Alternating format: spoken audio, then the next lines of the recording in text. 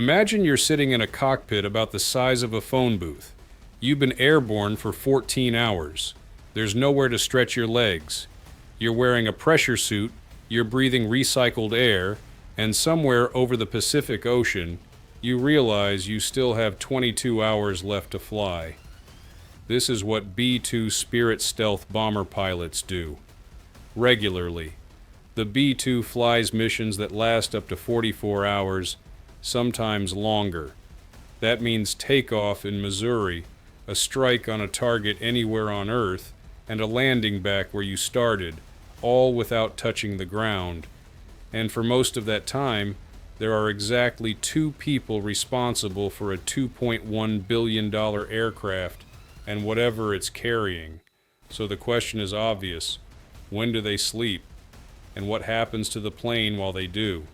The answer involves fold-out bunks, oxygen delivery tubes, and a level of human engineering most people never think about when they see that aircraft on the news.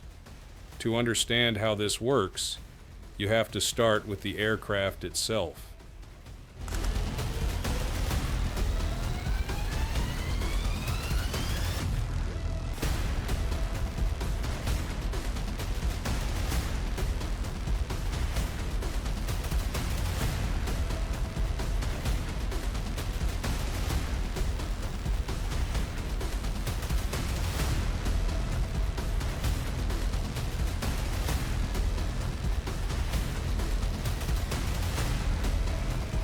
The B-2 Spirit entered service with the U.S. Air Force in 1997.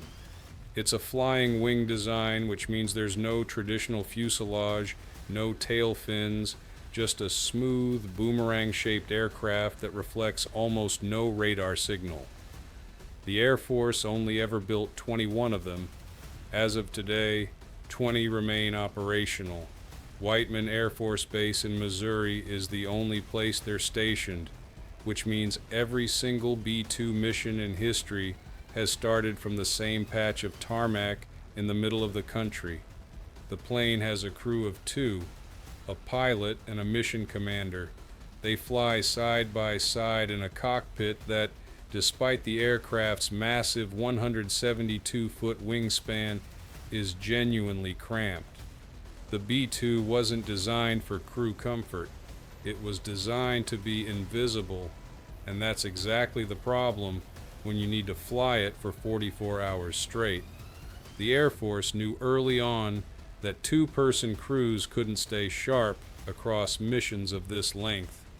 Fatigue doesn't just affect comfort, it affects judgment, reaction time, and decision-making at the exact moments when all 3 matter most. So they built a solution into the plane itself. Behind the 2 cockpit seats, there's a small rest area, a fold-out bunk, not much bigger than a sleeping bag laid flat. There's also a toilet, a small galley, a microwave, and space to store food. It's not a hotel room, it's barely a closet, but it gives one pilot the ability to step away from the controls while the other manages the aircraft. The protocol works in shifts. One pilot flies while the other sleeps. Typically, the rest periods run somewhere between 4 and 6 hours, though the exact schedule varies depending on mission length and crew preference. Before either pilot rests, they brief each other on the flight plan, any expected weather, any sensitive phases of the mission coming up. Then one of them heads to the back, and the other stays up front alone. This is where things get interesting, because alone in a B-2 means something very specific. The aircraft is heavily automated. The fly-by-wire system handles most of the moment-to-moment control inputs. Autopilot manages crews. The mission systems on board can track targets, adjust routes, and handle a long list of tasks without constant human input. So the pilot who's awake isn't manually flying the plane every second. They're monitoring it, watching for anomalies, staying alert to anything the automation flags. But they are alone, for hours at a time, at altitude, over open ocean. no co-pilot in the seat next to them, no one to catch a mistake.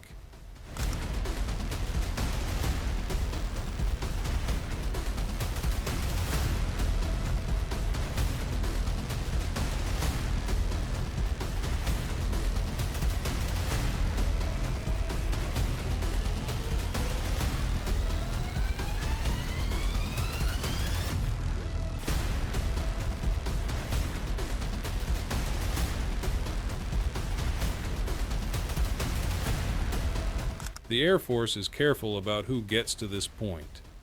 B-2 pilot selection is some of the most rigorous in the entire service. Candidates need thousands of flight hours, previous assignments in other aircraft, exceptional performance reviews, and a psychological profile that suggests they can handle extended periods of isolation without losing focus. The washout rate for B-2 qualification is significant.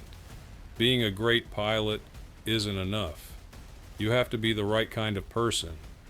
Once pilots are assigned to Whiteman's 509th Bomb Wing, the unit that flies all B-2s, training for long-duration missions, is built into the curriculum from day one. Crews practice sleep scheduling. They study fatigue management the same way they study navigation or weapon systems. There's research to back all of it up. The military has funded extensive studies on pilot performance degradation across extended sorties, and those findings directly shape how B-2 crews structure their rest periods. If you've ever pulled an all-nighter and noticed your thinking felt off somewhere around hour 20, you have a rough idea of what unmanaged fatigue does. Now imagine that happening in a $2.1 billion aircraft with a weapons payload and no runway beneath you. The protocols exist because the alternative is genuinely dangerous. One of the other tools crews use is the rest tube, which sounds almost absurd until you understand the physics of it. Pilots in pressurized aircraft are breathing filtered, recycled air. At altitude, even in a pressurized cabin, there's less oxygen than you'd have at sea level. Mild hypoxia, the condition where your blood isn't fully saturated with oxygen, causes subtle cognitive impairment that pilots often don't notice themselves.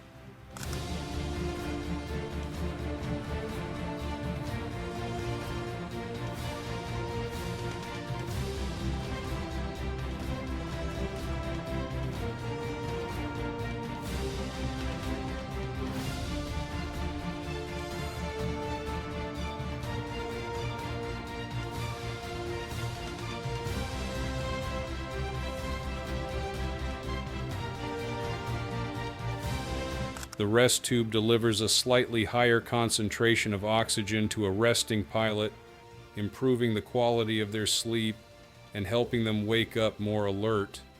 It's one of those details that sounds minor until you realize it's the difference between a pilot waking up sharp and a pilot waking up foggy in an aircraft moving at 650 miles per hour over the ocean.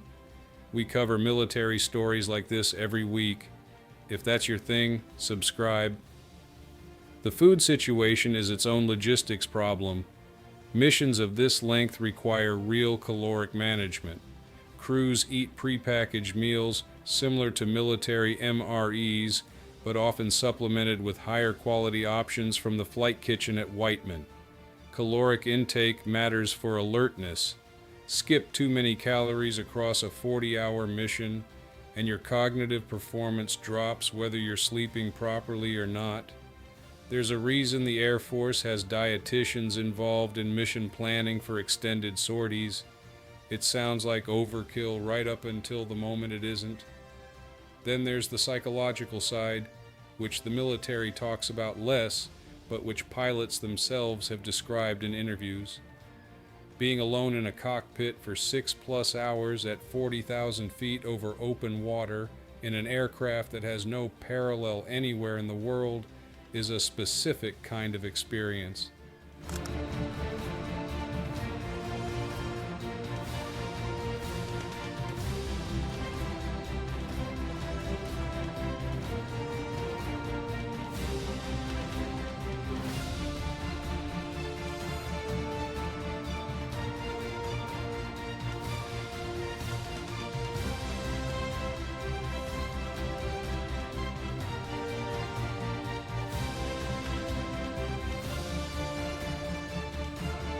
Some pilots describe a meditative quality to it, the hum of the engines, the blackness outside, the instruments glowing in front of them. Others describe it as genuinely difficult, a test of mental discipline that doesn't get easier just because you've done it before. The isolation is real, the stakes are real, and there's nowhere to go. One pilot who spoke publicly about long B-2 sorties described the experience as a managed loneliness, a phrase that probably captures it better than any technical description could. You know there are people on the ground monitoring your flight. You know your crew partner is a few feet behind you, but in the immediate moment, it's just you, the aircraft, and a very long night. The longest confirmed B-2 mission on public record is from March 2003, during the opening days of Operation Iraqi Freedom. B-2 crews flew combat missions from Whiteman Air Force Base all the way to Iraq and back. Those sorties clocked in at roughly 44 hours. 2 pilots, 1 aircraft, one of the longest combat sorties in aviation history at that point. They landed back in Missouri the next morning.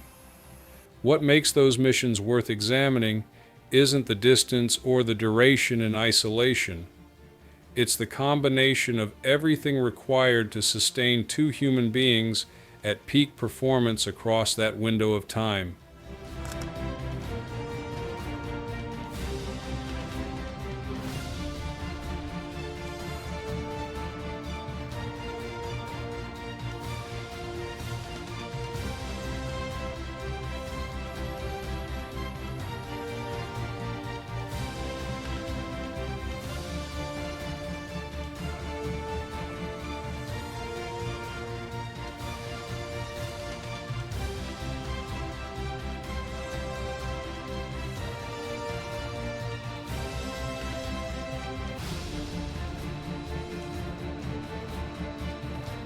The engineering of the aircraft, the sleep protocols, the oxygen delivery, the food planning, the psychological screening, the training curriculum, all of it converging on the goal of keeping 2 people sharp enough to make life and death decisions at the end of a 44-hour day.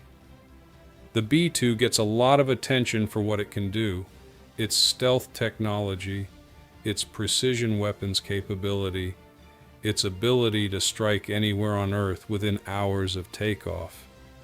Those things are genuinely impressive. But the quiet story, the one that doesn't make the headlines, is the human engineering required to make the machine work. The plane is only as capable as the people flying it, and keeping 2 people functional, alert, and mission-ready across nearly 2 days in a glorified closet is its own kind of accomplishment. The Air Force has gotten very good at it. The 509th Bomb Wing has flown combat missions from Missouri to Kosovo, Afghanistan, Iraq, and Libya, and landed every crew back home. The sleep protocols work. The training works. The aircraft systems that allow 1 pilot to rest while the other monitors work. But it is worth pausing on what work means here. It doesn't mean easy. The pilots who do this are managing fatigue the same way athletes manage physical training, deliberately, systematically, with an awareness that the body and mind have limits that cannot simply be willed away. The difference is that athletes train to win games. B-2 pilots train to stay functional in a situation where being wrong costs more than any of us will ever want to calculate. Next time you see footage of a B-2 banking against a gray sky, know that somewhere in that sleek, silent aircraft, someone just woke up from 4 hours on a fold-out bunk, ate a microwave meal at 40,000 feet, and walked back to the cockpit to spell their crewmate so they could do the same. That's the job. There's another story on screen if you're not done yet.